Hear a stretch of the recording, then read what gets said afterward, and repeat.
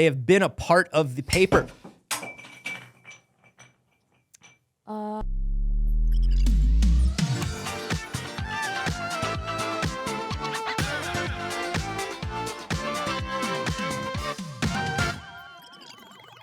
Good morning. Oh, good morning, BBs. It's too early. It sure is. Welcome to the first, best, and only morning show in existence.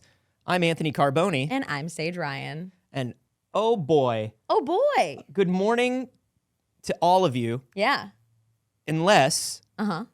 you're an executive of the Microsoft Corporation. Sure. In which case, not good morning to you. No, I would say a very piss morning to you. I would say a walk into the ocean while covered in spiders morning to you. I wish you a piss poor quality of a day from this day on and all the ones who follow. Yes, that's an old Irish greeting. Mm-hmm. Neither of us are mine. Irish. I am You are Irish? incredibly So you're Irish? so Irish. Saige Ryan? Yeah. Saige Ryan? Irish? Yeah. Who would have known? Who would have known? Looking at me, how could you ever tell? Looking at you and then listening to your name? Who would have known? It's not even like that's not even those are just chosen ones. Well, her legal name is Osage O'Irish. Yeah. And a lot of people don't know that. Just felt like it Osage was, O'Ryan. Yeah, I just felt like it didn't flow the same, you know? And it was taken on most social platforms, so I decided to shorten it. That's right. We got a lot to talk about today, including the Microsoft stuff. We've also got to talk about the Lord of the Rings. Which we've talked about the Lord of the Rings very recently. We have. There's a potential chance for a redemption arc for the Lord of the Rings on this show. She is. Some would say the Lord of the Rings doesn't need a redemption arc, but On this show. on the show, sure. It does. On the show, It really does on the show. it does. Here's the other thing. The Lord of the Rings, we are the best people to talk about it because I have not watched it in years or read it in years, and you have never done either. Yeah. So this is going to be good. Yeah. As always. Yeah. We're the people that you should get this news from. That's right. We've got reboot news. We've got Dead by Daylight news. We've got casting news for things. And we've got reasons that people are angry. That's right. And if you like listening to us talk about all of those things and you're watching on YouTube, like the video. Let us know. It's very helpful for us. And you can subscribe so you can catch us next time or all of the other lovely things that we make. Smash the bell, fam. Yeah. Apologies in advance to Multiversus. You're already bumped off the show. We have too much to talk about. Yeah, there's a few Like, too many sorry. things going on. Like, There's sorry. like some cool people that are going to be voicing things. Yeah, but, that's great. It's good for you. Yeah, I can sorry. already tell you that you're bumped for time. Yeah. Mostly because I want to spend the next hour and a half talking about Animal Well. Is that okay? I played Animal Well. I don't, what? Have you played the Animal Well? No. Came out yesterday. It's the first game by Big Mode, Donkeys. Oh, I did hear the publishing Junkies company. game came out, and I heard it's very fun. It's amazing. Wow. It is a puzzle glad to hear it. Metroidvania. And I don't want to give away anything more than that, but I have not played a game that feels like this in a very, very long time. Wow. Great first swing by Amazing. Big Mode. Yeah. Really, really lovely. Yeah. A puzzle Metroidvania, not really my genres. This one, no. Actually, I thought about an entire section where you're going to hate it. Yeah. So no. It might not be for me, but I'm excited to see that. I think it's really interesting because when Donkey announced that he was making a game, it comes into that thing of like, well, I know so much about games, fuck it. Let's make a game. And obviously that's the like public facing PR version of it. And there's a lot more that goes into like staffing up a capable game studio and preparing for this sort of thing. So I don't want to discredit his actual like real work and team that he's built for it. And we do want to say an interesting perspective. Yeah, and we do want to say publisher, not studio. As far as we know, they're not working on anything themselves. They're just picking up games, but they do have a great eye for portfolio if you base it on Animal Well. And everybody in the press that I know that I spoke to said that the release from their end ran very smoothly, which is very rare for one of these like I'm a big time person in games. Yeah. In games communication and games criticism, and I'm going to start my own publisher. Usually it's a mess, but everybody has said it's been impeccable so far. So I tend to think of this in contrast to Dr. Disrespect saying, fuck it, I want to make a game. And that was like in response to like, well, nobody wants to listen to me talk about games anymore, and I'm banned on every platform, so maybe I'll make a game. Yeah. How's that going? What did he release? Super Bathroom Looker? Probably, yeah. Super Bathroom Looker EX? 1, 2, and 3 already. Wow. Yeah. Congratulations on the franchise. Yeah, overwhelmingly negative on Steam. No. But yeah, it's been a good week. Listen, we're going to talk about a lot of studio stuff, and we're going to do that in just a moment. But first, we do want to say hello to Alex. Good morning, Alex. Good morning, Alex. Hi. Hi. We had the worst timing. You got got. No. You got got. Oh no, we had the worst timing. I'm so sorry. So sorry, dude. That's so funny. It's like when the server comes around and is like, "Are you enjoying things?" And the fork is already in your mouth, and you're like, As an ex-server, I planned that. I plan that every time. Yeah. We are going to talk about some big studio stuff, but before we do that, I do want to say it's been a lovely, lovely week for independent games. Yeah. Stop hitting the microphone. I might. No. It's been a lovely week for independent games. We had it was a massive day yesterday. Yeah. We got Little Kitty Big City. Yeah. We got Animal Well. We got Crow Country, which you're going to be particularly into Crow Country. I'm very excited to play it. I'm also very excited for Little Kitty Big City. Yeah, we got 10,000 Exist. We got so many good indie games. I don't think, out of the ashes of a terrible week for AAA, Yeah.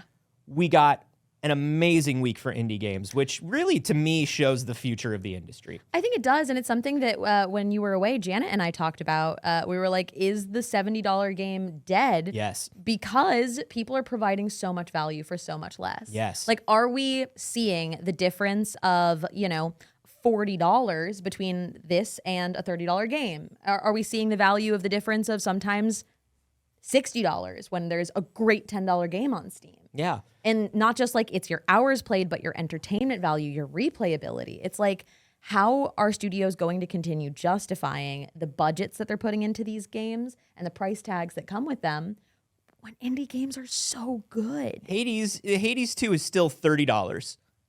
Hades 2 is $30. Yeah. And no big studio game is going to be something that I play as much as Hades 2. Yeah. I won't put as many hours into any AAA game that's coming up as I probably will into Animal Well. Yeah. Depending on how long Animal Well turns out Right. to be. But Yeah. there are it's one of those things where there are already a lot of secrets and stuff. Look, we might as well jump into it. Let's talk about Microsoft. Of course, earlier this week, Microsoft announced the closing of multiple studios. They closed Tango Gameworks. They closed Arcane Austin. They closed 4 studios, right? 4 studios. Yeah. It's a nightmare. It's really devastating to see, and it's very contrasting to some of the things that they've been saying recently. And this thing that they keep, like the hill that Microsoft continues to die on, which is acquisition is good. Like, Microsoft continues to fight for this concept that, like, no, it's totally not monopoly. This is how we do something good for the games industry, which, like, obviously we knew wasn't true when they said it, but it's like hard to argue with the facts in front of you now, bud. This is the problem with the myth of the good guy executive. Yeah. And that's little Unky Phil Spencer, the guy who's supposed to be the nicest guy in video games right now, who just wants the best for everyone. He's the only CEO that'll talk to the press. He's the only CEO that really cares. Buddy, or I'm sorry, the only president that really cares. The only executive that really cares. Yeah. But he's gonna close down all that stuff. Oh, yeah. Of course he's going to close down all that stuff. A year ago, he talked about how wonderful it was to bring in Tango Gameworks underneath Microsoft Game Studios, because he wanted to give them the freedom to work on the things they want, like Hi-Fi Rush. Yeah. If they didn't want to make The Evil Within 3. Yeah. They should be allowed to make Hi-Fi Rush. Yeah. And then they made Hi-Fi Rush, and Hi-Fi Rush did incredibly well for a game that had no marketing, no lead up. Yeah. It was an award-winning game. It was reviewed intensely well. Yeah. And then they just cut him. Yeah. They just cut him because at the end of the day, if the line doesn't go up enough, these companies are going to get cut. And they knew that going in, and that's the problem. Not the companies, not the indie companies, because also we're in a position where sometimes it is get bought or shutter then, right? Everybody's just doing their best to survive and get the funding to make the games that they want to make in these indie studios. But these large companies absolutely know. And they come in and they're like, whoa, like, no, oh my God, we're going to keep you open forever. We're all going to be best friends. We're going to be such a good guy.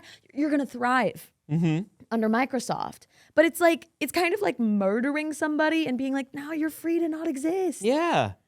Your suffering is over. If your freedom. And I'm like, because they knew. Because they knew. They knew. Of course, you can't. Every time these companies act surprised. We just did 2 weeks ago, 3 weeks ago, it was Embracer. A month before that, it was PlayStation. Yeah.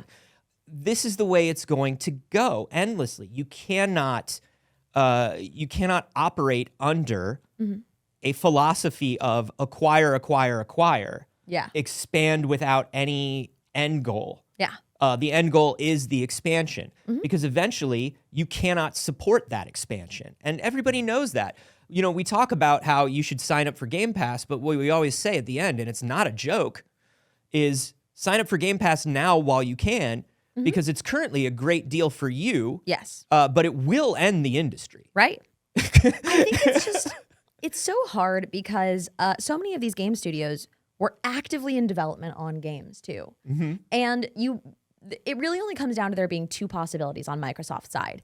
Either they're being reckless and these are sudden decisions, or they knew and let these people continue to believe they'd get Hi-Fi Rush too, right? I think it's a mix of both. I do believe that they sit down and they go, "Hey, let's roll the dice." The way we think this is going to end up is we've got this 10% chance that we're going to end up just the biggest thing in the universe and the name in games. And listen, there is a chance that we're going to have to end these companies. But here's the thing. If we end these companies, no one else can have them. Yeah. If we acquire them and shut them down, no one else can have them. Right. There is a scorched earth policy. We see it all the time in, it's very common in technology. It's becoming more and more common in entertainment and in games as, I don't know, the playbook just becomes to be a super corporation. Yeah. Technology, of course, this is such a thing where startups now, whether it's a hardware startup, a software startup, their end goal is usually, well, we'll just ride this out until somebody acquires us for our tech or our talent. Yeah. We have no intention of ever being Yeah. a long-term company that runs well. Yeah. And even the people that work there buy into the myth of, I'm going to work for this startup and hopefully my stock options will be worth something. Yeah. Because none of us will have a job in a year. Because everybody's just trying to fucking survive. And you have to too wonder, like, how villainous is it on Microsoft's side? Is it knowingly acquiring things to eliminate competition, knowing you're not going to probably keep them on? Because it's not like Microsoft is looking around and being like, damn, we just don't have enough people to make games. Yeah. We just need more bodies at Microsoft to make games. We don't have enough games. Like, we don't have enough games. Why don't we have enough studios to make games? Like, really, we just want to be making so many more games, but we don't have enough studios for it. That's not what's happening. So you have to, like, genuinely consider, like, is this actually, like, supervillain behavior of just acquiring studios to shut them down for competition? Like, hey, we get your one, and we got what we wanted out of it. And when we acquired you, our stock went up and we loved that. That's awesome. And then we planned to shut you down before, because like, and then also, our stock goes up again. Exactly. Because look, they're trimming. Look how responsible of business people they are. Because it's also like these companies could be released, right? Yeah. So like, we've seen this many times, and even not to ever say something positive about what Embracer is doing, but at least Embracer released a couple of studios recently. Maybe less Embracer released and studios clawed their way out of it, gasping for air from the warm embrace of Embracer. Yeah, there was a bit of extortion. It was like, well, we own the block where your lovely little convenience store is. Yeah, exactly. But you could pay us, and then we'll leave your little block alone. But Microsoft won't even let them do that. No. Well, I mean, They a lot shut of these them down. A lot of these studios don't, if you don't know it's coming, can't plan for things like that. And I wouldn't be shocked if a lot of the leads, creative leads, executives at these companies, these studios, are now going, okay, well, now we'll just have to start our own thing. Yeah. But it's not a very easy time to start your own thing. And if they start their own thing, you have to wonder where things fall with rights. So it's like, okay, well, they probably don't own Hi-Fi Rush. Nope. You know? Microsoft owns I'm that. sure Microsoft owns Hi-Fi Rush. So it's not like they can go make Hi-Fi Rush 2 But I'm somewhere sure- else with the work that they've already done in development. I'm sure Microsoft would be happy to let whatever studio Shinji Mikami ends up at develop Hi-Fi Rush for them on a contractor basis. Do you think so? I think that it could happen. Then Microsoft can offer them a terrible deal for developing Hi-Fi Rush 2, a Microsoft Game Studios game, in cooperation with Shinji Mikami. Yeah. It fucking sucks. And the thing that sucks the worst is when these executives talk about it, they don't have a good answer. There was a challenging question that was asked, and I think it was important to call these people on really what they mean by that. The right? follow-up, the interviewer did press Sarah on this, and here's the follow-up. And I really respect that. So recent polls have shown a fifth of Americans can't locate the U.S. on a world map. Why do you think this is? I personally believe that U.S. Americans are unable to do so because some people out there in our nation don't have maps, and I believe that our education, such as in South Africa and Iraq, everywhere such as, I believe that they should, our education over here in the U.S. should help the U.S. or should help South Africa and should help the Iraq and the Asian countries, so we will be able to build up our future for our children. Thank you very much. Thank you. Yeah. Thank all right. you. Okay. Got it. Sarah Bond, president of Xbox. Yeah. How did you send Sarah Bond to Bloomberg the day after this happened and not prep her on that fucking question? Have no answers. How did you not have an answer for her for the question of these companies, these studios are doing well? Yeah. Why do you shut down a company that's doing well? Right. How do you explain that? Shouldn't doing well keep a studio open? Yes. And her answer was, games are commitment and creativity. And it's I don't want to give anybody too much leeway who is in a high level position at these kinds of companies. But B, I am really tired of also seeing women, and specifically women of color, used as shields in these PR situations. Oh, Phil Spencer did not show up to this Bloomberg interview. Exactly. And that's really fucking frustrating that it's I don't know, a thing that we see happen a lot in the hey, don't get mad. Look, she'll tell you about it. She'll tell you why it's hard with creative, because who could really pinpoint what success is in a creative field?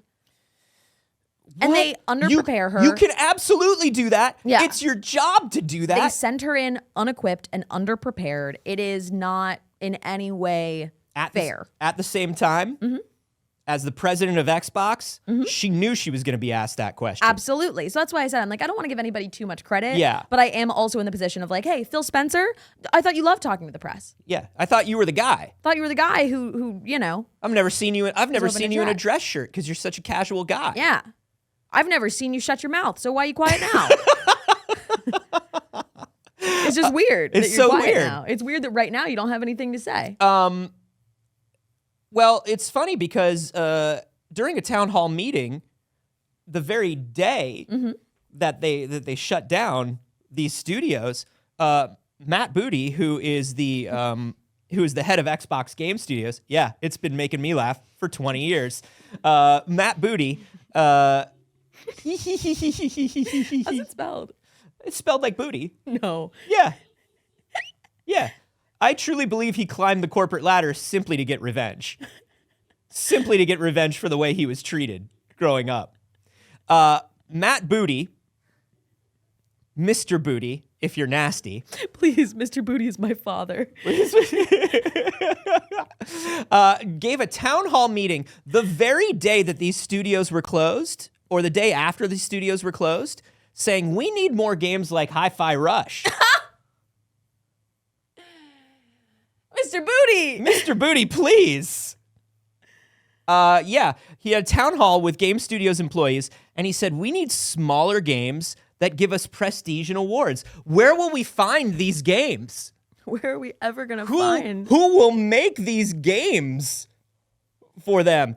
How weird. How weird. And it's funny because Tango Gameworks were actually in the process of pitching and developing Hi-Fi Rush 2. Correct. Because Hi-Fi Rush, once again, was a project that Microsoft allowed Shinji Mikami to do. I think now, I think maybe partially to just make him retire. Yeah. Right? One of the original Capcom, like the Resident Evil guy, like the dude who created the mod, right? Yeah. He was very impressive to have in their Infinity Gauntlet, but they didn't really want him. Yeah. And so they were like, well, make whatever you want. It's okay. Yeah. And so they let him make Hi-Fi Rush with no marketing, barely any budget. Yeah. Released, shadow dropped it on the day of its release, and it crushed. And it crushed. And I think they then went, oh shit, we got to keep these guys around. That's my tinfoil hat theory. I just don't understand how people say something so disconnected and tone deaf. Like, I genuinely don't understand how you become somebody that is that disconnected from other human beings that you can go in there and be like, man, we really got to get more games like Hi-Fi Rush in here. What about like some indie games that could win awards that we could really build up? Like, what could we possibly do? Does anybody know any games like that? God, does anybody know any games? Can anybody think of anybody that makes games? Well, Saige, you may wonder how somebody could be that tone deaf. Years of bullying for being named Matt Booty. Potentially. But there's always somebody who's even more tone deaf. And that somebody, Saige, is always Mike Ibarra. Oh, no. Mike Ibarra's back, baby. Why? I don't know. He quit on January 25th of this year, and he still won't shut up. Why won't he shut up? I don't know. We keep seeing these interviews where he's like, listen, guys. Mike Ibarra, Companies aren't bad. who of course was the president of Blizzard, then went over to Microsoft for a month until the check cleared and quit. And then recently we had an interview with him just defending how, like, no, it's okay. I know this business decision seems bad, but I promise it's really good, even though it had nothing to do with him. He was white knighting Embracer, and he didn't need to. Yeah. Well, he's back. He was like, I promise Embracer's a good guy. He's back, and he's white knighting for Phil. He says, I see a lot of shots at Phil over today's Xbox announcements. I get it. But knowing him as a human, I know this hurts him as much as anyone else. No, as much it as doesn't. anyone else? It hurts as much as the people who had their game studios shut down, their livelihood taken from them, from As all the much people that as just got fired. anyone for it. else? Just as much as anybody else who was working on their dream project, creating it under one of the biggest companies in the world, and then tomorrow woke up unemployed. No, Saige, he feels this. He is hurt just as much as anybody from Arcane Austin who worked on Redfall. Oh, Anthony. No, Phil Spencer's an empath. Yeah, he's...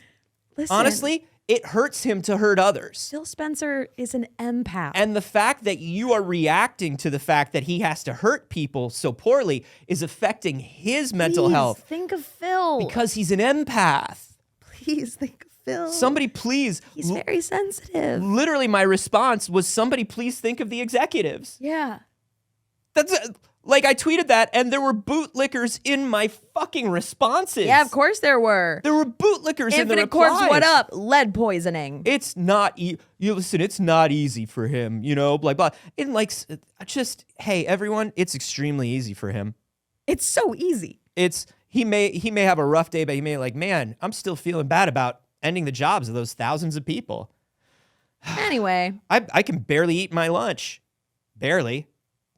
But I need to. I need my energy because I'm a grown boy. Literally carried in on like a plate made of pure, genuine gold. It's carried on someone's back. Yeah, it's Shinji Mikami's back. Crawling up to him to place it in front of him. In order to make Hi-Fi Rush, the creator of the modern horror game had to bring Phil Spencer his lunch. On his back. In a chafing dish on his back. And the chafing dish had one of the little sternos on it. Yeah, it did. It was actually heated. Right. And he had to do that.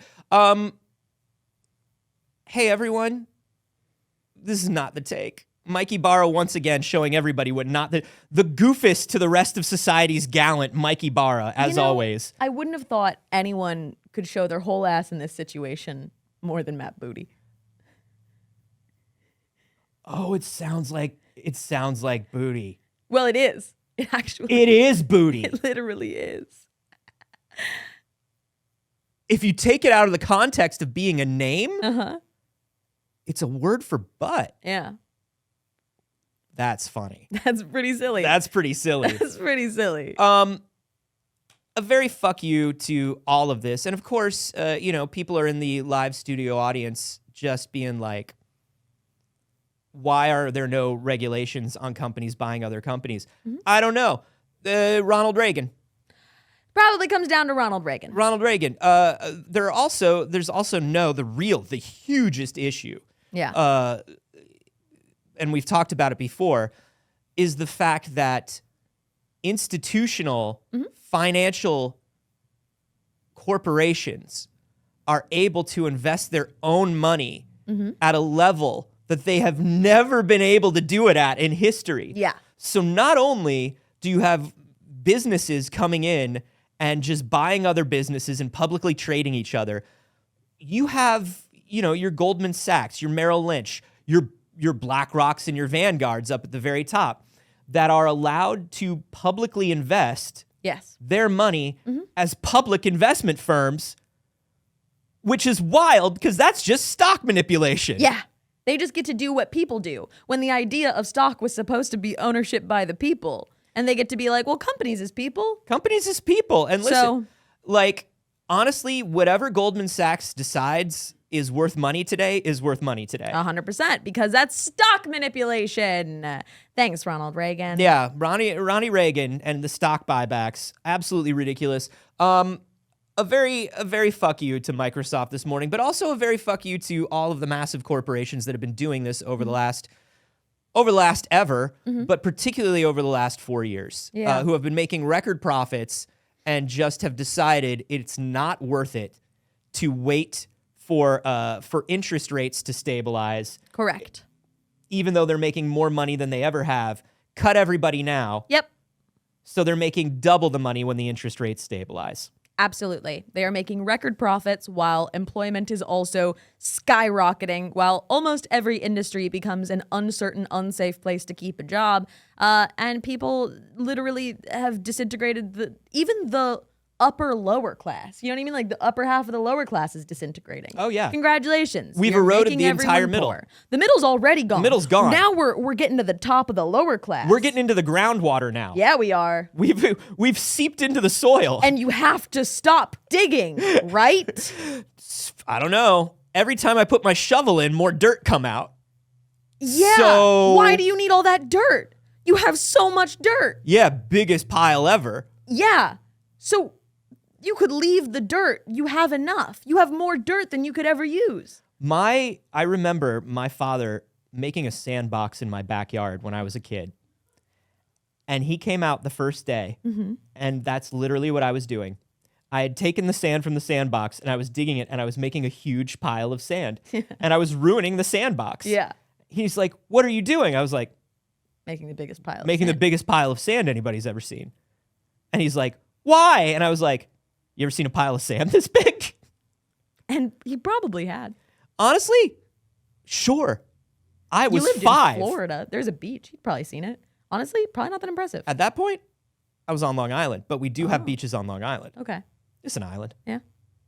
It's technically an inlet, but still probably not that impressive. Probably not that impressive. But for me it was, and that's the thing is that's all these executives are thinking. Look how big this pile of sand is. Yeah. Meanwhile, I'm hitting the tarp that lines the bottom of it. Yeah. And I'm just like, am I out of sand? Yeah. And everyone else is under the pile of sand. Yeah. Suffocating. I'm just like, why can't I get any more sand out of here? That's so weird. My pile is big, but it needs to be bigger. And then you have to go to someone else's sandbox. That's right. We've lost the analogy. There's no analogy anymore. I just like talking about sand. I am not done talking about big companies. Okay. I want to talk about a silly, fun little statement by Marvel's Kevin Feige. Okay. A personal favorite of mine this week, when we're just thinking about all these companies, big line go up, big money, big piles of sand. Yeah. Saying, listen, I'm not afraid of being the underdog. Oh. Kevin Feige. Is that likely to happen to Kevin Feige? Said, if we had just stayed on top, that would have been the worst thing that could have happened to us. We took a little hit. We're coming back strong.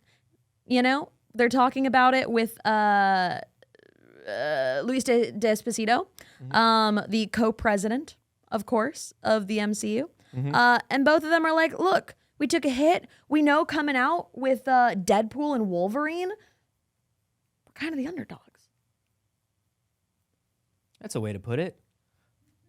I would say your fiscal year last year was not as record-breaking as every other fiscal year you've had. Yeah. I don't know if that makes you the underdog quite yet. Yeah. He said, it's nice to be able to rally behind one feature project this year. I'm much more comfortable being the underdog. Yeah, that may not be the way to put it. This sounds to me like Kevin Feige not wanting to say anything that's going to get Alan Horn or Bob Iger making his life hard, right? Because I think like what he really wants to say is when he says, I'm glad that we just have one project coming out, I think what Kevin Feige really wants to say is, thank God there isn't a Bob at Disney that's trying to make me make 50 TV shows and 7 movies this year. Sure. But the weird Kevin Feige has not been the underdog in 30 years. You're the head of Marvel. You're the head of Marvel. Depending on the day and the analogy, you're either Thanos or Tony Stark. Yeah. And neither is the underdog, I'll tell you that much. Wild. He's getting lean, Saige. He's getting back in the gym. It's a Rocky 2 situation. Okay. Or maybe it's a Rocky 5 situation with the robot butler. Wasn't Rocky also a really successful fighter?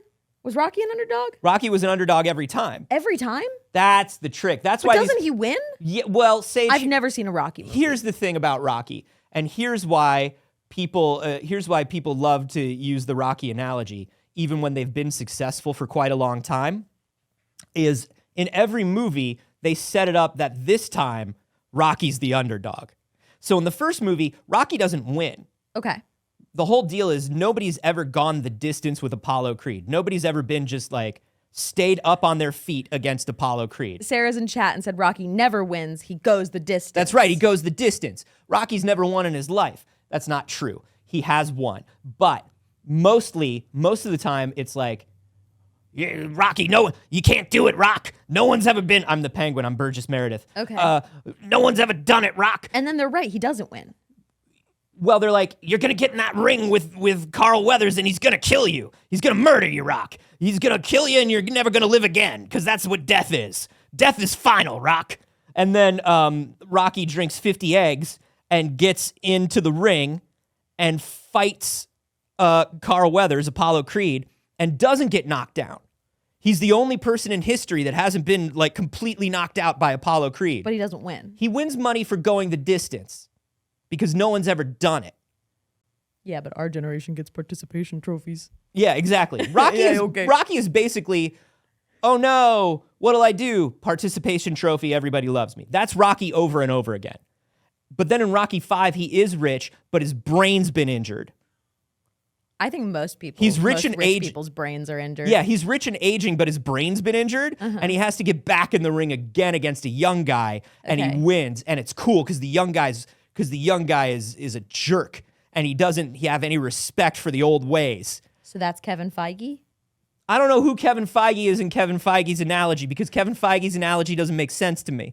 Kevin Feige's not an underdog, nor is Marvel, nor is Deadpool versus Wolverine, or Deadpool and Wolverine. Deadpool and Wolverine is not an underdog movie. That's unhinged. It's literally about two incredibly popular heroes who cannot die. And you know what's wild? The fact that he's like, oh, I'm so glad I can fully back this movie. Hey, remember the Marvels? Because I do. Because I remember the Marvels. I remember that really good movie led by women of color that didn't get shit for backing. I sure do. It's so weird that now we have the chance to really rally behind an underdog and really put everything behind it to help it succeed. Brie Larson this morning reading Empire magazine. Yeah. One of the best movies that Marvel has done in a few phases, and I stand by that. And yet, oh, interesting. Deadpool is the underdog. I don't know, bud. I don't know. I know.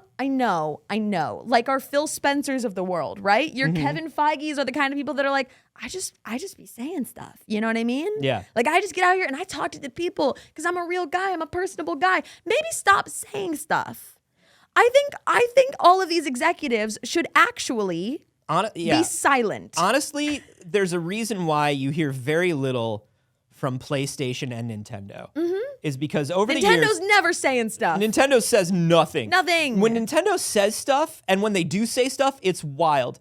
Like, do you remember how we found out there was a Zelda movie? It was just like a tweet from Nintendo that was like, hey, Miyamoto here. For the last couple years, I've been working on the Zelda movie for Netflix. What? Yeah. And that's all we got. Hey, Miyamoto here. What the fuck? What? Thank you. Because can you imagine a world where Miyamoto is on Twitter every day being like, listen, I'm fighting real hard for you guys to make this movie happen. We're going to get to it, all right? I just got out of a meeting with Netflix. We're making Zelda, babies. Yeah. Zelda doesn't get made then. Yeah. Right? No, Nintendo is very much like, there are people that worked at Nintendo 25 years ago on things that never happened and never will happen. Yes. And when they get contacted by journalists, they go, oh no. Oh no. Oh no, I couldn't. Imagine Miyamoto being like, look, I love what we're doing with Mario right now. I love the direction it's heading. I want you to know that I did push for us to go in the direction of changing his outfit to pink. It didn't happen, but I want you to know. Yeah. These kinds of stories are, Nintendo understands the idea of the survivorship bias and the idea of nostalgia over these things. Nintendo really understands that if you hear that 25 years ago, the thing that they made was almost this buck wild, terrible idea, you go, wow, that's crazy that almost happened. Yeah. Wow. But it came out and it was amazing. Yeah. And we didn't know. So that's just a fun little story. Instead, you have so many executives now that want to just constantly, and companies that when an executive tweets, particularly in America, it's not just an executive tweeting. We think that because of Elon Musk. Yeah. But most of the time, when an executive tweets, 5 heads of departments have to read that tweet at least. And they all just go, yeah, cool. We should tweet at least 17 things a day about our secret plans. Yeah. No. Just say it. Listen. Just say everything. Don't. Though. I don't understand the underdog comment, obviously. Yeah. I do appreciate Marvel slowing down and focusing on things. I am very excited for Deadpool and Wolverine. Yes. So, I do want to clarify that this is a good thing that's happening. I am just like, hey, Kevin Feige, why'd you get on the internet and say thank you to my haters? You know? What if... There's been a lot of thank you to my haters this week. I just really wish that all of these really wealthy dudes would stop being like, listen, I know you've been upset in the past, so thank you to my haters. Yeah. You make me strong. I'm much more comfortable being the underdog. This is definitely... Me, Hugh Jackman. Yeah, just the underdogs. I think a lot of people Reynolds. would think of Ryan Reynolds and Hugh Jackman as just like underdogs trying to make it happen. Yeah. This goes back to what Bob Iger did go on record and he said, we oversaturated. Yes. We pushed too much. Yeah. We spread Marvel and Star Wars particularly thin. And I think... Honestly, if you had me try to rate the two during the Bob Chapek spread too thin era, I would say Star Wars fared a little better than Marvel has in the last phase. Yeah. But they've all been they have all, and I'm sure from an interior position, where you've got even bigger billionaires over you. Right. I'm sure there is a thing where you do feel like you are fighting back. I'm sure there is something amongst these people where they feel like, but now we get to do it our way. The underdogs are back. And it's like, oh, no. That's not what that word means. That's not what that means. You look down, and they look down and they see that they're on top of the tallest tower. Of sand. They're on the biggest pile of sand. And they're at the bottom, 5-year-old me. Just going like this, like, how we doing up there? It's like, and they go, could be higher. Could be higher. And I go, you're right. And you keep digging. I love piling sand. And that is all of the workers in the Marvel mines. That's right. And that's the VFX union. Yeah. It's very strange. I just find it odd. Clone Chow said, kind of still are. 2 shows, 2 movies is still so much. In comparison, not really. No. It is relative. So like for a lot of companies, that would be a lot. I'm not overwhelmed by Marvel right now. There was definitely a time where I felt overwhelmed by it and felt like I couldn't keep up. Yeah. And I'm excited for Marvel movies again. So like as a Marvel fan, that's been effective for me. Oh, yeah. Right? I feel like there was a time when Marvel jumped to 2 movies a year and we were like, whoa, 2 Marvel movies a year? Yeah. Now it does feel like a kind of standard amount of output for whatever that means or whatever that means for them in the future for us as an audience. But no, I definitely don't feel inundated by any of these giant companies and right it's now. going to be different for everybody. Yeah. I mean, I feel inundated by all of these giant companies every day when I wake up with the soul-crushing awareness of capitalism. Yeah, but not about their release schedule. Yeah, but I'm fine with how many movies are coming out. Yeah, the release calendar doing is all not right. the problem Yeah, right I'm now. doing okay with that. I'd Yeah, say. the firing and cutting of entire award-winning studios right now is the Yeah, it's problem. probably what's a little more crushing of it all. But Hey, but that's what's going on in business. that's business, baby. We gotta move on a little bit from business. We gotta lighten it up. It's a Friday, baby. All right, wait. I have a perfect transition story for you from business to lightening up. Go ahead. Hey, fellow business boys. You know LinkedIn? Oh, You I'm a guys- certified Are LinkedIn you guys guru. linking in? I'm a certified LinkedIn productivity guru life coach. My posts go viral to the corporate world. Yeah. I'm answering those questions where they say, hey, what's the best way to market? And I'm getting in and I'm saying, this is how. I got my first fucking prompt like that. Oh, yeah. Did you get that? Oh, I get them all the time. I got my first fucking prompt like that. It was like, here's a great question to answer on LinkedIn. How does a marketing strategy blah, blah, blah, blah, blah, blah, blah, Yeah, blah, look. and then it gobbled at me like a turkey for Listen, 2.5 moments, Anthony. and nobody hired me. Anthony. That's because you're not a thought leader on the LinkedIn yet. You got to become a thought leader. Oh, like a telepath? An empath like Phil Spencer. Like Phil Spencer. Yeah. Listen, as somebody who's in gaming and Yeah. on my LinkedIn grind, Yeah. there's no better connection than the fact that LinkedIn's getting games now. No, it shouldn't. LinkedIn's No. got games on That's- its phone because it's not like other business platforms. It's kind of a cool business No. platform. This LinkedIn is a is goof. adding 3 games No, it's to not. LinkedIn. No, they're not. Pinpoint, Queens, No. and Cross Climb on desktop and mobile. No. Hey, do you have the LinkedIn app downloaded? Well, you better get on it because you're going to need to get it for those puzzle games. The How last else are you thing- going to get puzzle games? The on last your thing that phone? LinkedIn needed Yeah. was like a Facebook era, hey, somebody needs corn for their farm. Yeah. LinkedIn did not have enough notifications. Yeah. If I had to give one piece of feedback to LinkedIn, Yeah. it's that they don't notify or email people It's enough. not enough emails. Here's the thing. No matter what my settings are, someone can pay to still send me a message. It doesn't matter what my settings are. If you pay LinkedIn, you can still message me. You can message me whatever you want. And because Yeah. it says that I'm the CEO of this not even a company, I get all of these messages that are like, I know it's probably hard to deal with all of your tech solutions. Would you like to hire our mystery IT company Yeah. for tech solutions or hiring? We're perfect for small companies that only have 100 to 400 employees. Go away! But, Everybody go away! but listen, it's okay. Is it? Look, previously, I would only sign on to LinkedIn to get inundated with posts of people uncomfortably sharing the things that they're worked on that you can tell they don't want to type up, They but don't they wanna need type it up. because they know that their job is probably only temporary in the current status. Now And they need to type it up as positively as possible. I can watch a couple of ads and then play a game. That's stupid. Who did this? What do you mean, who did this? Who did this? Like what studio's making the games? No, like, who's responsible for this? LinkedIn. The boy bosses. Lawrence LinkedIn did this? Yeah. Personally? Listen, starting today, this is already out. So starting a few days ago, LinkedIn on the mobile app or desktop can now play these 3 games.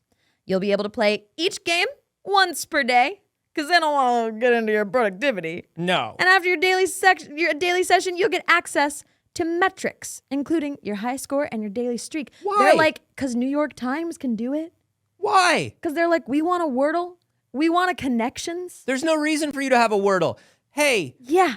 everybody, we're not going to pull it up, but please remember the old sketches from College Humor where Brennan Lee Mulligan would play the CEO of a company. Yeah. Remember the one about Venmo, where he talked about Venmo being a social network, and he literally was screaming why at the end. Yeah. This is how I feel. Why would you put a video game onto LinkedIn? Why? It's kind of a brain exercise. It's a puzzle game. This is to keep you sharp, so you can remain being a thought leader that is driving conversations that build innovation in the space. Sage pit. I'm burning myself in the Sage pit. Oh, we haven't had a new Anthony in a while, and we could use one. So, Cross Climb combines trivia with clever wordplay. You'll be given a clue for a word. With that word as a starting point, you'll create a ladder of words with each subsequent entry being just one letter off from the one before. YouTube put me in their pilot program for games. Mm-hmm. Games just started showing up on my YouTube front page. Yeah, I'm getting games now too. And I was just like, no. Yeah. No. Well, I deleted every app that brings joy off of my phone, so I'm left with just LinkedIn and Twitter. So I did need to have the ability to get games on my phone still, so I'm pretty thrilled. That's how I keep in my grind set mindset. You know what I mean? Is this like how old like PC games would have the boss key where you hit a button and it would look like you were working in Excel? Is this like maybe there are people whose whole job is just to be on LinkedIn? Is just to be on a company's LinkedIn, linking in. Thank goodness that they can play each of these games once per day. That's what I'm saying. Maybe it's like, okay, at least for 5 minutes, I can get off of this hellscape treadmill that I'm on. Yeah. And play a shitty word game that's a clone of 100 other shitty word games. Nope, I don't think that's what it is at all. I think that's, the New York Times is doing it. Should we do it? Yeah, people love that stuff. It's going to make it so they go to LinkedIn every day. How do we get people to check LinkedIn every day? Give them a streak with a game. People already associated the New York Times with the crossword and word games. They have been a part of the paper. That's not very grind set of you. We'll be right back. Let's take a quick BRB. So I was saying about the grind set. Tell me about the grind set. So the thing is if you're spending an average of a good 6 to 8 hours a day on LinkedIn. Oh, sorry, right? we gotta move on. We gotta move on. Okay, all right. But you are listen. You are a Sigma. You're a wolf. You're doing it. You're my boy. Speaking of weird game announcements. Let's talk about Sonic the Hedgehog, but Fall Guys. Oh? Now, we knew this was coming. We had heard about it. This is the Sonic the Hedgehog multiplayer battle royale. This is 32 players, mobile, they say. And they just released the trailer for it. And here's what I got to tell you. Tell me. If you're going to release a trailer, and I have it up on my screen, Alex. If you're going to release a trailer, something you're going to want to do is make sure that your frame rate doesn't drop in the first 2 seconds of gameplay in your trailer. Yeah. This is not your connection. This is, coming up, the actual frame rate they kept in the trailer. Oh, no. For the new Sonic multiplayer. Why? When you could not, why would you? They simply did. That is the frame. That's Sonic Rumble. How incredibly strange. They just put it out there. They just said, this is what it is. They said, this is what Sonic the Hedgehog is, and you've got to deal with it. This is what this game has to offer. We are being realistic now about what Sonic the Hedgehog is. Maybe they're right for this. I think maybe game trailers should actually have this more honest interpretation. You know what I mean? Yeah. Maybe if your game's gonna drop frames, show me in the trailer. Show me before I buy. It's like when Instagram models do photos where they still look incredibly gorgeous, but they go, I just wanted to show everybody that this is me, natural. This is what I really look like. Listen, everybody here is showing you the highlights of their life. But I'm a hedgehog that's going to show you my frame rates. And my frame rates are going to be real. Because we all experience them. And they're not perfect. No. Sometimes they go down to 10, 15 a second. Yeah. And that's just the way it is. We've all had those days.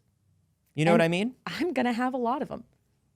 I promise. I promise most of the days. Mm-hmm. And it's brave and it's beautiful. Mm-hmm. And Mario would never. You know what I mean? Yeah. Mario wouldn't show you this. Mm-mm. They're too secretive. Yeah. That's the thing about them. We talked about how they don't say anything. And it's too hard when you're stuck then comparing yourself to Mario. Mm-hmm. It's not realistic. How am I? I'm not round enough. I'm not yippee or wahoo enough. No. I can't do a single flip. Sure. If I put myself in comparison to Mario. Yeah. But if I think of the things I do have, 10 frames. If 10 frames came to your party, you'd say it was a successful party. Yeah. Exactly. Yeah. If you had 10 frames on your wall, I'd call it a gallery wall. All these dudes on the internet rating these frames, if they saw these frames on the street, you know they'd be spitting game at these frames on the street. If those frames walked up to you and gave you their number, which is 10 a second. Yeah. Which is 10. It's 10 Their to number is 15 10. per second. You would be like, oh my God. The choppiest game in the room just talked to me. Yeah. And yet, here you are on Twitter saying, hey, why the fuck did you post a trailer that looks like this? Maybe look inward. Maybe look inward at why you have a problem with how bad the Sonic game looks. What a strange choice. What an absolutely What an odd one. That's not the only games news we've got. No, God, no. We've got, right now, just truly the littlest amount. We've got 20 seconds from the Wizards D&D account of the Dead by Daylight Dungeons and Dragons collab. I'm showing it on my screen if you want to show them. We see just a teensy little bit. That's Literally, it. just a few seconds and a logo. That's a dungeon. There's probably a dragon in it. You know what I mean? You might think. This is fun. It's not. This is fun. I think that It's not a dragon. This is an aesthetic that I think is good because it's an aesthetic that Dead by Daylight hasn't had yet. Yeah. You know, they've got, like, they love to go into all these different worlds of horror and things like that. But I don't, and you're a bigger fantasy. Yeah, you're a bigger Dead by Daylight player than I am. So I do not recall them doing anything like this fantastic. No, for the most part, they've done fantasy and occasionally comedy. Like, there's occasionally a thing that they're like, this is kind of silly, so we're going to put it in. But for the most part, they do horror collabs. I'm very curious to see, because typically these collaborations mean maps and characters, obviously. So I'm curious to see what they're going to do with it. I'm very curious to see if it's like specifically Baldur's Gate characters as your survivors, right? That's the collab I would imagine happening, but I don't know because there's also all of the licensing of different things with that. Yeah. I genuinely don't know, but I think that would be really cool. Oh, sure. Because like recognizable survivors are a little bit harder to do in Dungeons and Dragons, although there is so much rich lore of the Forgotten Realms and characters that you could play within it. Yeah. The average D&D player isn't memorizing a lot of the names of like prominent playable characters, you know, like that you could use as a playable character. Dritster, we revolt. Right? Yeah. That's all I'm saying. But that's like the one, right? I feel like everybody can name Dritst, and then it's like and anybody that isn't a god, demigod, demon, patron, Jake. you know, from State Farm.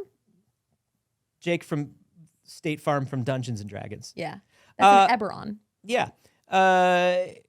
I think this is really wonderful. Do we have a timeline on this? So literally what we have so far is just this little teensy teaser. We know that we are learning more on May 14th. Great. That's right around the corner. We don't have info on when this is coming out yet, but I'm guessing that might be like a full little trailer on the 14th, and I'm looking forward to it very much. D&D is doing a lot of collabs right now. I love that. We had the shirts, the like, whatever that company was that made the like. Converse, I believe. Yeah. There was a separate shirts. Then there was Converse. There was Black Milk. Yeah. There's Dead by Daylight. There's Lego. Dude, the black milk gelatinous cube was all over my feed. Everybody was buying that. Yeah. They're doing a lot of good, smart things with the brand right now. I'm very curious to see. Yeah. It's kind of everywhere. Yeah. It's fun. It's fun. I like them. Hey, more Dungeons, more Dragons. These are two of my favorite things coming together. So I'm very into this one. Yeah. I think this is neat. I would be curious from you all to see who you think would make a good survivor and who you think would make a good killer in Dead by Daylight. Because like typically it's not monsters. You can do monsters in like an environmental thing, but you need a killer that is humanoid-ish. Yeah. Because it's playable. You play as a killer. You probably can't be a fucking dragon. We saw like a little like, what looks like I think a beholder eye. It looks like that or was something. definitely beholder. Yeah. There, but I'm doubting you're gonna play as a beholder. Maybe you will. That'd be fun. That'd be fun as hell. Yeah, maybe it's a bunch of monsters. That'd be fun. Yeah. Ooh, a mind flayer as a killer is so good, Quasi. I love it. I love mind flayers. So yeah, let us know what you think is going to be in this drop. Yeah. Do we have any more games? I think we're kind of good on that. We're kind of good on games. Should we talk about the big news? Should we talk about the thing that's in the title? Yeah. Well, yeah. Well? Yeah. What's your hesitation? Well, there's one little thing that tickled me, and it won't take long. All right. But I do want to discuss we'll get this. To the thing in the title. Are you familiar with the life-changing movie about tennis, Challengers? I know of it. I haven't seen it. Challengers is breaking minds, breaking hearts. It's Zendaya and a tennis throuple. Yes. Yeah. Yeah. That's what I know. And it's sexual tension all the way through, and it's people are awakening to things after seeing this movie. A lot of news saying movies are sexy again. Hey, we're doing sex appeal in movies again. Thank God. This is like 6 months after the headline that says Gen Z says ick to sex. Yeah, I'm part of the like prude generation of like I actually don't enjoy sex in movies for the most part. So I was excited. I was like, ooh, new Zendaya movie about tennis. And then they were like, actually, it's about sexual tension in tennis. And I was like, I'm unfortunately no longer interested. Sexual Tennyson. Yeah. Which is what they called Alfred Lord Tennyson, the poet laureate of England. That was his little nickname on the street. Yeah, that's right. Well, here's the deal. They were doing an interview with the writer of Challengers, and the internet has been very interested in the writer of Challengers because it turns out that the writer of Challengers is also married to Celine Song, who was the director of Past Lives. And so they're like, wow, what an interesting art film power couple. But do you know what the most interesting thing to come out of this GQ article was? What? Justin Kurzitskis, bless you, is also, Saige, the potion seller man. Do you remember the YouTube video Potion Seller? I don't think I do. Oh my goodness. So first of all, let's take a look at this GQ, the hero image. Perfect. That's the Just Wunderkind. look at the image, not the text, you know? Yeah, that's the Wunderkind that's making Hollywood just quake right now. He's part of this power couple, but do you know how I know him, Saige? I know him as this man who did this when Apple released their first fucking eyesight cameras with the filters. Potion seller. I am going into battle, and I want your strongest potions. My potions are too strong for you, traveler. Potion seller. I tell you I'm going into battle, and I want only your strongest potions. You move so slow between You can't handle my potions. They're too strong for you. This is a 3-minute video, and it's an all-time banger. You laugh all the way through it. Wow. Let me tell you something. I saw this, man. This is one of the ones where like I've told you, the Star Wars team, we have like 5 videos that we watch over and over again to like get hype for things. Yeah. We watch the hell out of Potion Seller. And this is one of those movies where like one of those videos when we saw it, every time we're like, what happened to this guy? Yeah. This guy's hilarious. Yeah. Where is this guy today? He's a genius. He's bringing back sexual tension in movies now. He's writing Challengers. Wow. Potion Seller. Wow. We had people quoting it in the chat. Oh, lots of them. Lots of it. Lots of them. I don't think I had seen that video. Oh, I don't think I had. After it this looked is like over? a vague familiar thing, but I don't have any like nostalgia for it. I don't have any actual memory of it. Today's a Patreon day. Whatever we talk about on Patreon, we might start off by having you watch Potion Seller for the first time. We're not watching 3 minutes of that on Patreon. We've already watched 45 seconds of it. That's only 2 minutes and 15 seconds left. And let me tell you, we're about to hit the funniest bits. Potion Seller. Alex is just giggling. Alex, had you ever seen that before? I think I have. I have this weird recollection of having seen it. But, Okay.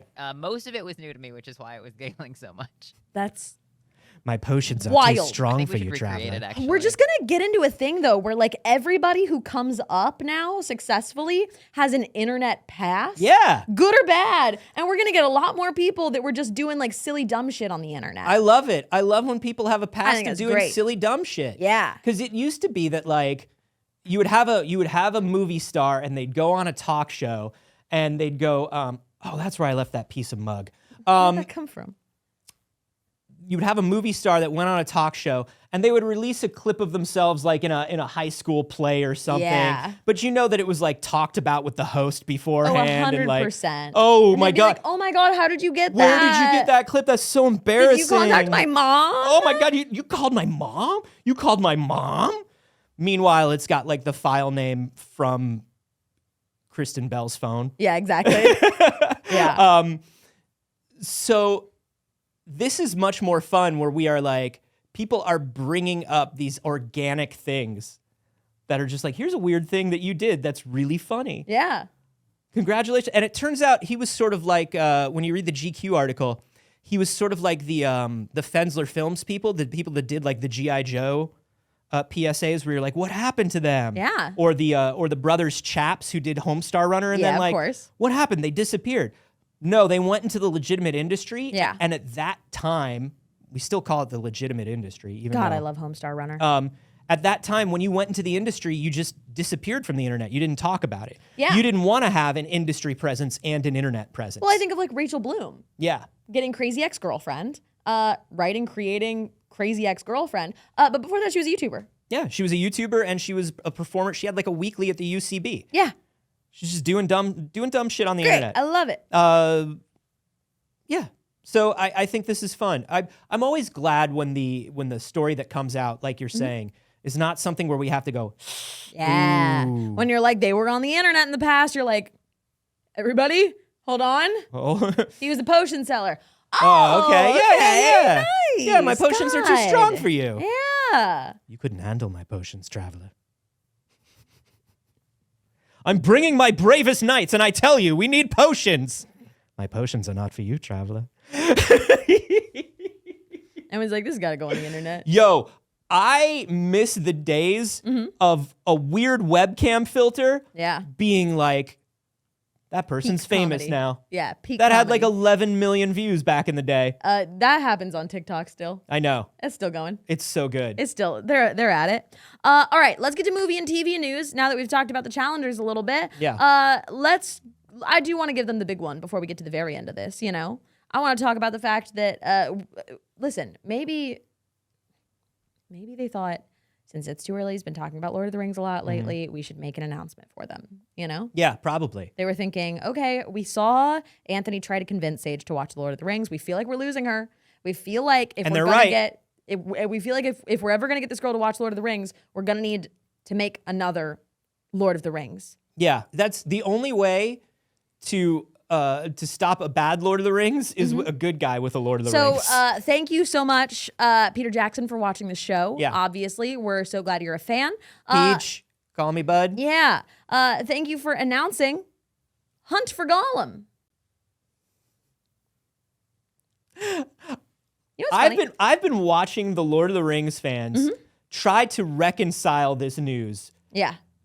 and it has been so much fun because on one hand they're like, "Oh shit, Peter Jackson's coming back to produce another Lord of Yeah. the Rings movie." Andy He's gonna be Serkis is directing. Andy Serkis is directing. What is it? Well, it's the Lord of the Rings, The Hunt for Gollum. Oh, Anthony, actually, the way that you title these things is incredibly important for The Lord of the Rings. The Lord of the Rings. Well, actually, it's just Hunt for Gollum. There's no the. The Lord of the Rings Hunt for Gollum? Yeah. Well, Hunt for Gollum, the Lord of the Rings film. Probably. But it is just Hunt for Gollum. It's a command. It's a children's game? It's a directive. You remember when we would all get together at birthday parties and play Hunt for Gollum? Yeah. Is this a Gentile thing? Is this like an Easter thing we don't know about? Maybe they all get it. together Yeah, and they yeah. have their eggs and they hunt for Gollum? I guess. All right. Yeah.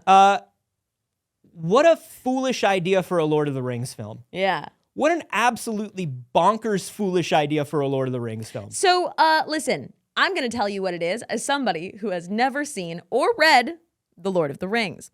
This takes place in between The Hobbit and The Lord of the Rings. Okay. When they hunt for Gollum.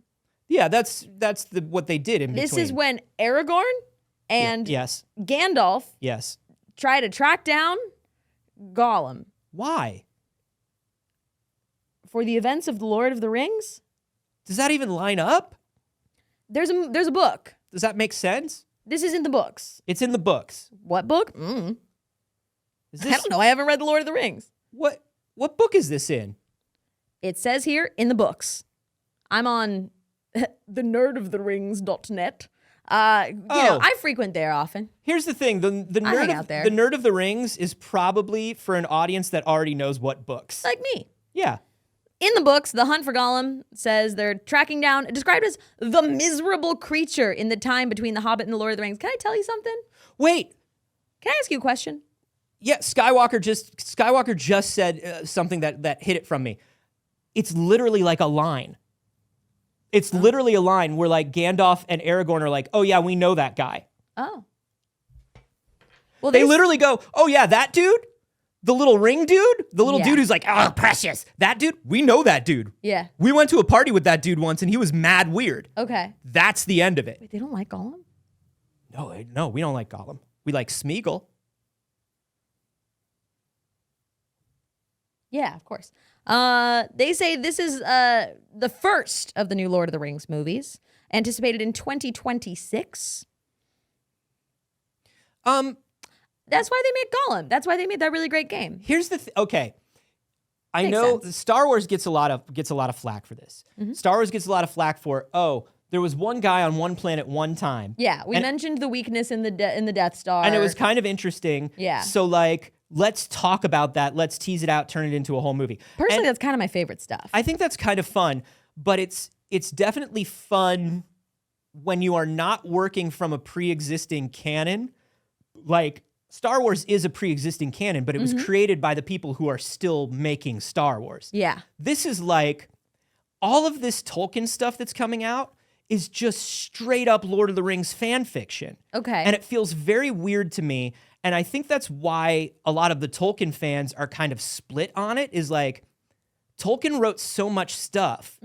You don't need to invent stuff.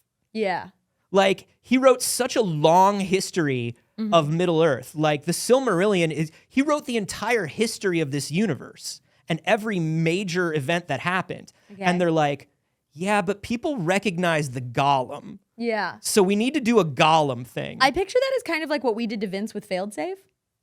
Yeah, it is. How we like built all these political systems and currencies and entire history, and we were like, that guy's name is Guy, and it's funny. Yeah, now he's the main part of the thing. He's the main character, actually. Bring him back. We refuse to leave this juice bar. Yeah. I've got a wild thing to add, too. What Yeah. up? It turns out that there is already a The Hunt for Gollum movie.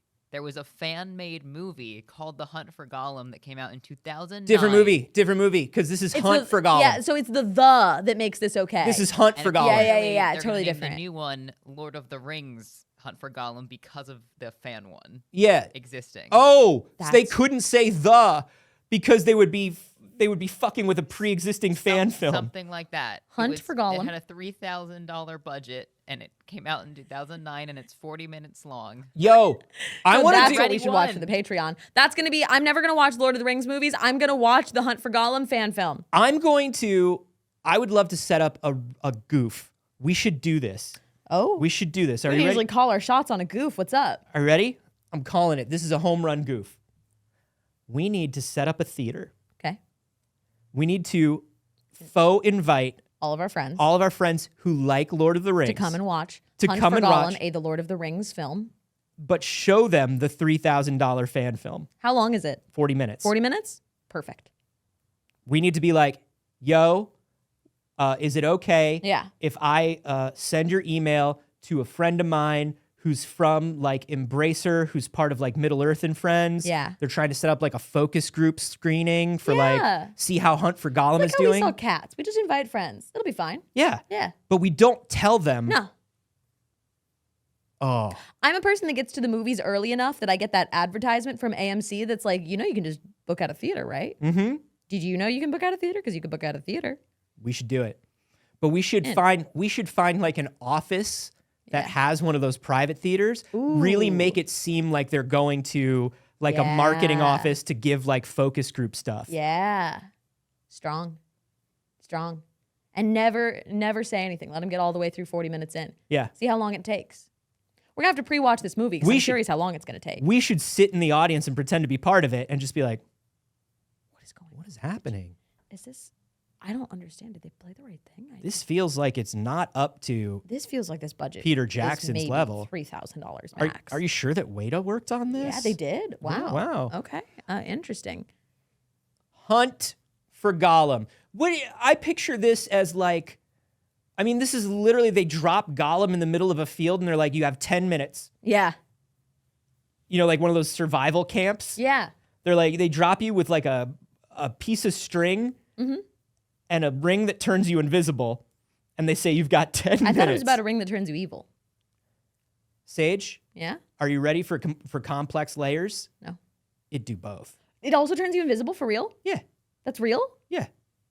And people only ever talk about the evil? Saige, it's a ring of power. It has power. People don't just want it because it turns you evil. If all it did was turn you evil, people would be like, no, thank you.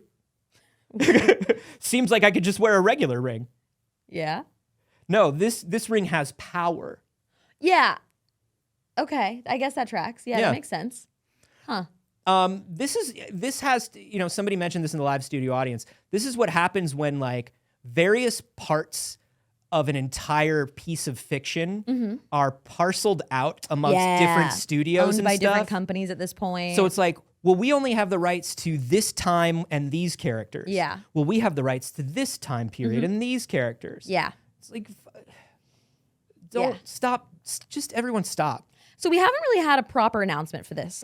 This information comes from a quarterly earnings call with David Zaslav, where they announced that the Oscar-winning directors, screenwriters, and producers are returning to produce the first of the new films set in Middle-earth. This was just an earnings call thing of being like, I promise we're going to do Lord of the Rings. I know that you're curious about what we're doing with Lord of the Rings, and we are lording those rings. Hunt for Gollum sounds so dumb. David Zaslav was wearing the ring at the time, mind you. No one could see him. You could only hear him on the call. But you knew he was evil. Yeah.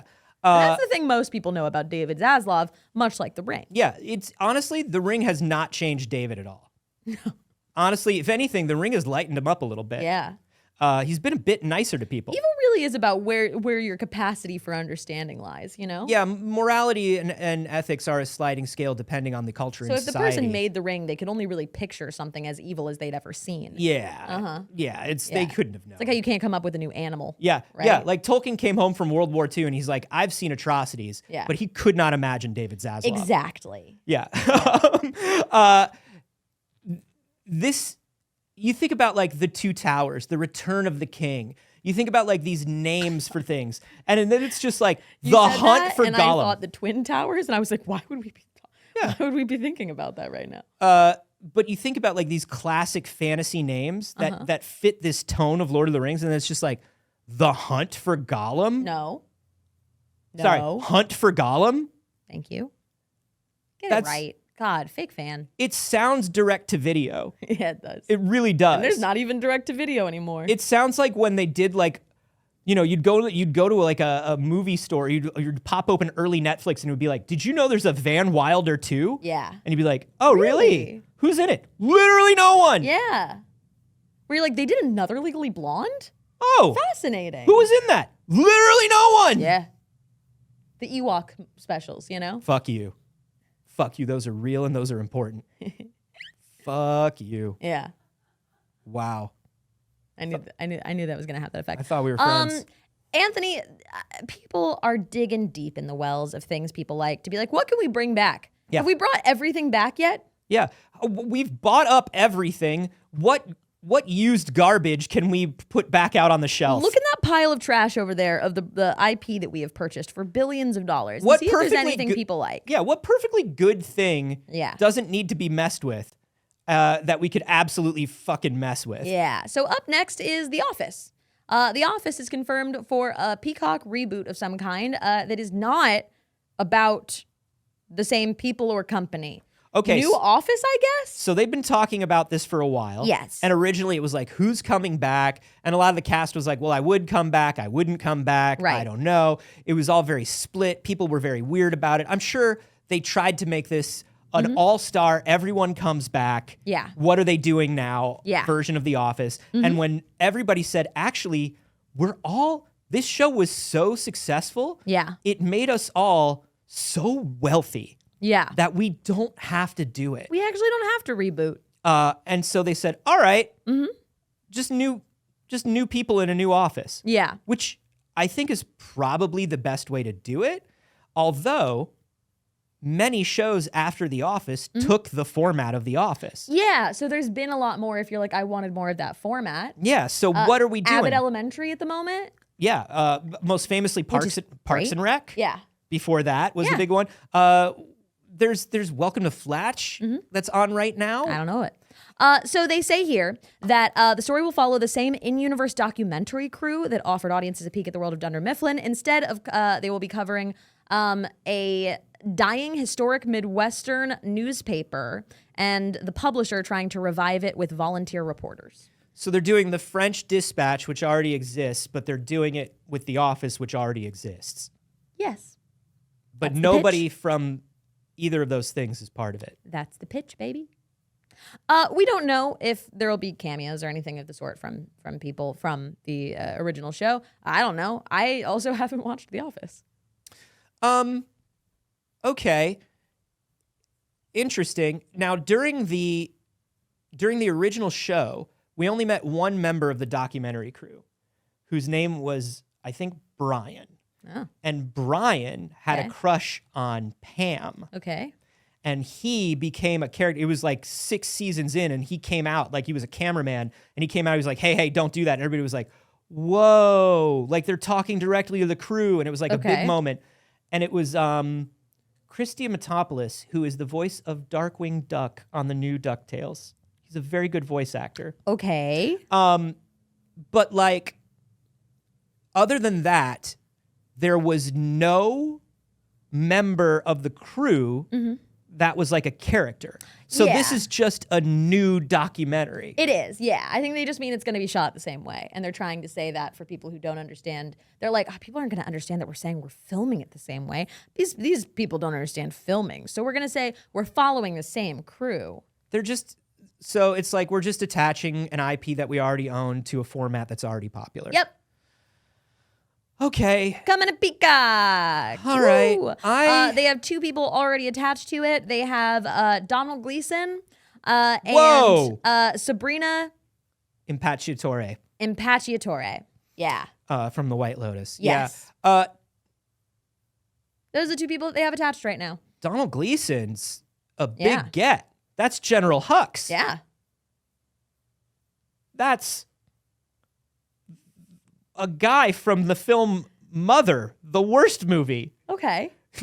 Haven't seen it. That's the guy from About Time, where you go into a closet to time travel to talk to your father. Yeah. And also you use it to manipulate women. Oh. It's from the director of Love, Actually. Okay. Yeah. I hate that. Yeah. I hate Love Actually. Yeah, you'd hate About Time. All right. Well, that's interesting. I, as somebody who has not actually watched The Office ever, I've seen an episode here and there over time, but I just never got into it. There was a lot of them that I missed. I missed 30 Rock. I missed The Office. I'm a big Parks and Rec fan. Yeah. So, you know. The Office is early 2000s. Yeah. It's very early 2000s. Yeah. 30 Rock is as well, but I think 30 Rock holds up a little better just because it's written like a Looney Tunes cartoon. Oh, no. 30 Rock actually, definitively, I can say with 100% certainty, Oh. holds up the very worst of all of these shows. Oh, 30 Rock has some bad moments. Yes. 30 Rock has some bad moments, for sure. Yeah. We're not going to get into that. We're not going to make that comparison. We took a little bit of a break, so we're going to run a few minutes over. Make sense? I refuse. Okay, well, too bad. Listen. There's one more piece. I feel like there's two things that I still want to get to. Wednesday, season 2, we got some casting news, and there was a bunch of clickbait headlines that had pictures of Jenna Ortega, and it was like, this star will not be coming back for Wednesday, season 2. And then it was probably Gwendolyn who died or something. No, it was like one of the boys. All right. One of the 2 boys that looked the same. Which, by the way, Gwendolyn didn't die. Her character died. Yeah, Jesus. So we have a few very interesting ones. Personally interesting to me. Billy Piper as a series regular for season 2. Love that. Love Billy Piper. Love that. Steve Buscemi. Love that. Evie Templeton. Okay. Owen Painter. Yep. And Noah Taylor. One person they did not mention that was added to that casting list. Jonas Suotamo. Chewie. Yeah. And baby, if that ain't Lurch. Well, here's the thing. Baby, if that ain't Lurch. We already have seen Lurch. I'm pretty sure. I'm trying to remember Wednesday season 1. Why don't I remember Wednesday season 1? I don't think we did see Lurch. I thought we saw Lurch when think she so. was leaving for school. Maybe in like a wide. Somebody tell me. So those were all of just the people that were joining as series regulars. That's why they didn't mention these names.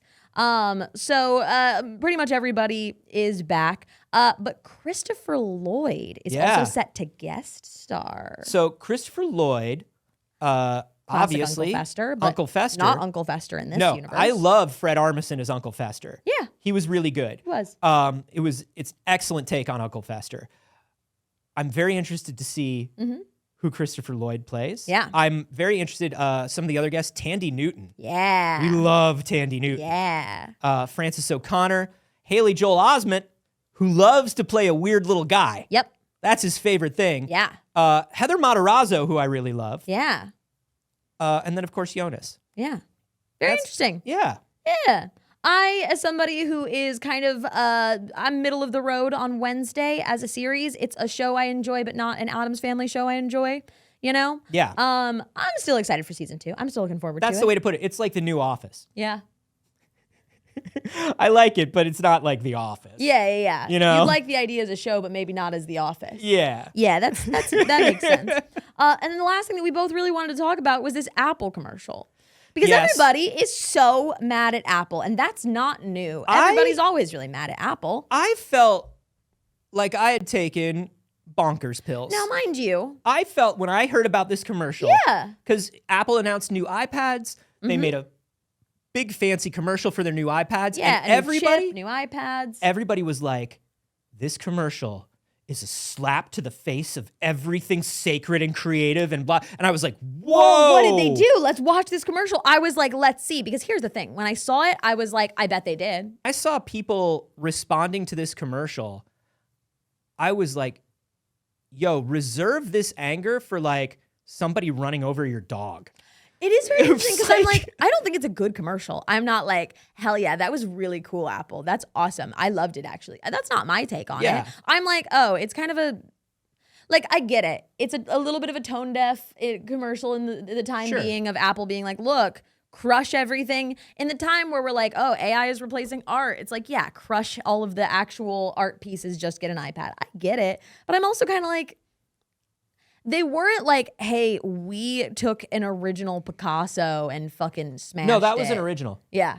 No, that was an original Picasso. Yeah. But you know what I mean? All it's of that not stuff like, was from the Smithsonian. Like, and I that's think, why we have to fund our public museums. Right. You have to, listen, the next time the Smithsonian sends you one of those things in the mail, it's like, we made little address labels for you to guilt you into giving us $5. I didn't see it. It was buried in all my LinkedIn emails. Yeah. So they send you physical LinkedIn emails? Yeah. Wow. But I think they just call that mail. Here's the thing. I'm kind of like, I think we should be like dunking on Apple for a little bit. You know what I mean? More of like a, wow, you guys are being kind of silly. Like, this is not the cool thing you thought you were doing. Yeah. But the vitriol was surprising for me, you know? Yeah. I was just surprised how angry people were about it. And not just like, wow, isn't this kind of dumb, you know? Yeah, I Like they were so angry. people were ascribing a lot of meaning to this. Yeah. That like, look, man, yeah, it was a little tone deaf, but at the same time, like, first of all, that to me, that looked like it was probably a mostly composited scene. Yeah. Like, I don't, For sure. they Most didn't, of that probably. they did not crush most They of that didn't stuff. crush most of that stuff. That's, you just do it in 3D. Yeah. Yeah. There's no reason to. Yeah. They have like an in-house creative department at Apple full of 3D artists. Yeah. The other thing Twitch is like, Gamer, we're going to get to that. We got it. the other thing is just like you're saying, I understand where people's ideas are coming from with this, where it's like, you're crushing all of the things of physical art that's art made by humans.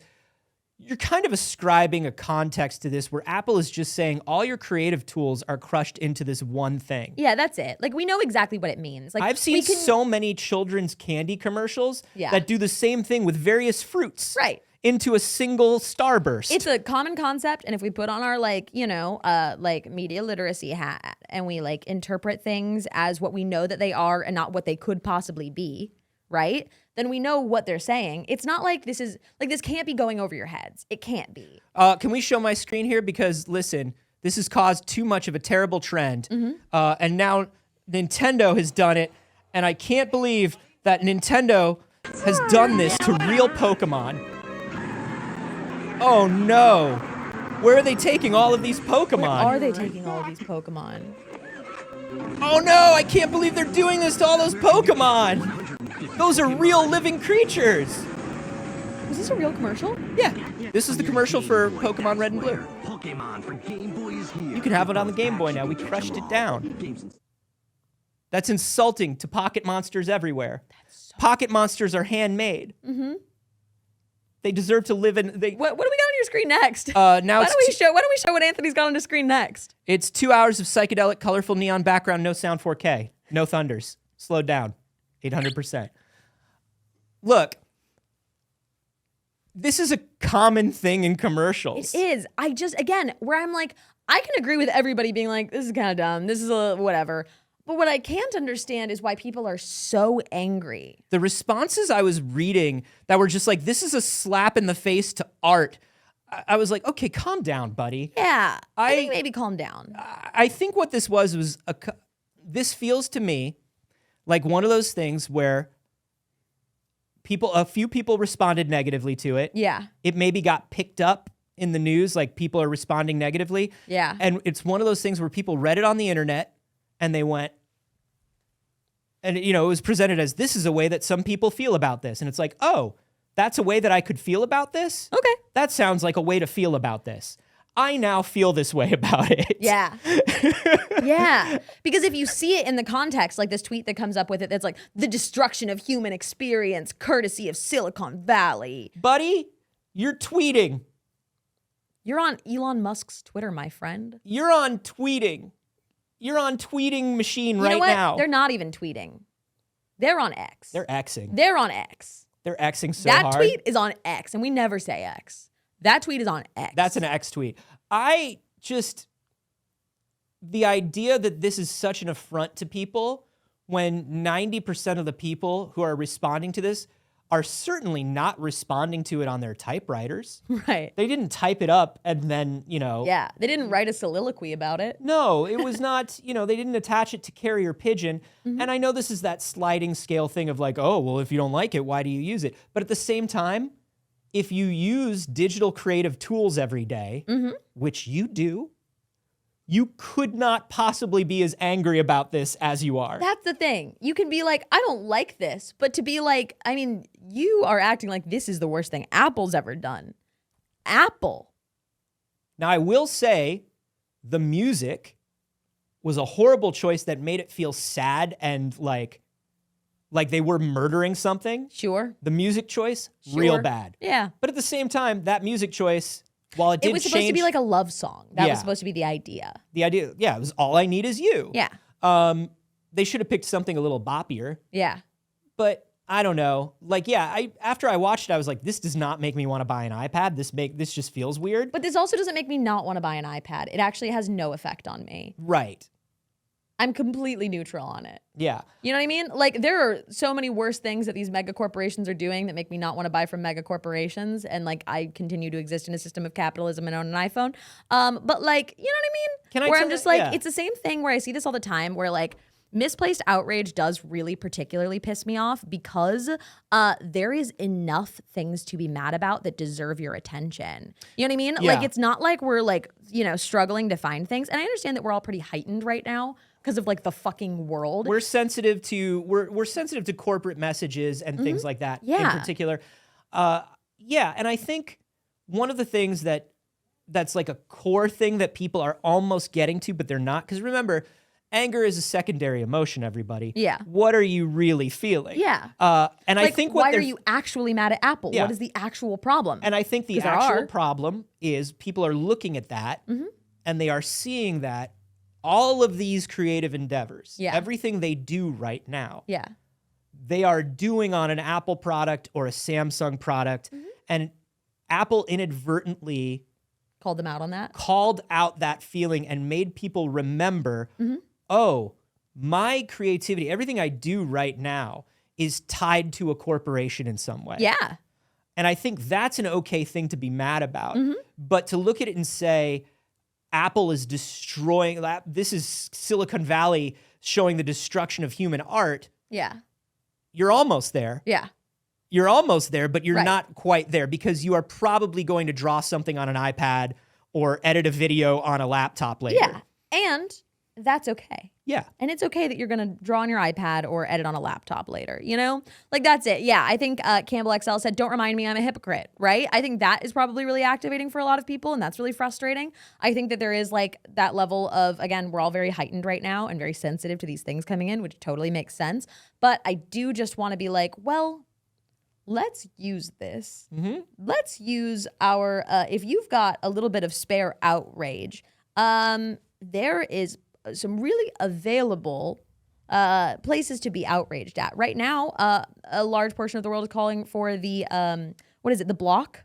Essentially, there is a big conversation about blocking celebrities to eliminate their star power. And the idea that instead of just unfollowing celebrities, trying to block to suppress To negatively their- affect them in the actual algorithms. Yeah, and for specifically people that haven't spoken up or made any kind of stance on the genocide, or people that have made Zionist stances, for instance. Sure. And taking a stance on that, and you know, all of these people that have this massive platform and this massive opportunity to speak to people, not doing so, and them saying, okay, well, what if we blocked those people to show a real effect of what we can do? And I'm like, hey, just an example of like the different places that your attention could be and the things that are maybe actually more at the source of our outrage. Yeah. The things that are actually really like What is what an- we're feeling. What is an action Yeah. and not a complaint, I think is a big thing Yeah. that we have to be asking ourselves right now. Yeah. What is an action and not a complaint? Yeah. What is an action and not venting to make myself feel better? Because venting to make yourself feel better does work temporarily, but it also spreads more of the anger. Yeah.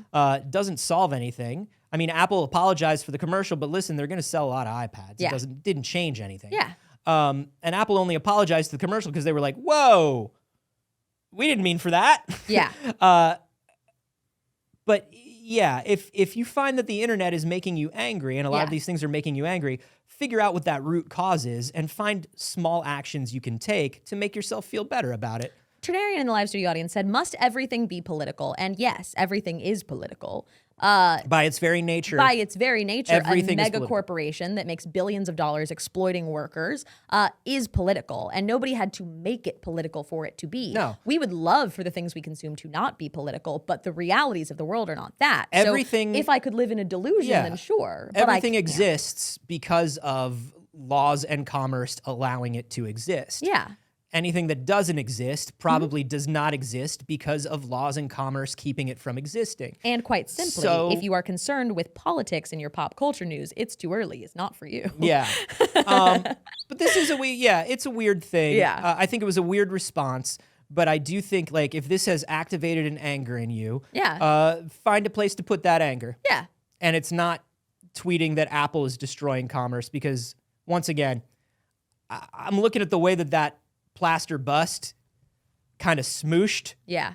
under that hydraulic press. Yeah. And I don't think any of that stuff was real, guys. No. I think that was computers. No. The tension said nothing exists in a vacuum. Everything is in context. That's and right. It just makes me think of that that TikTok sound that's going around that's like, you exist in the context.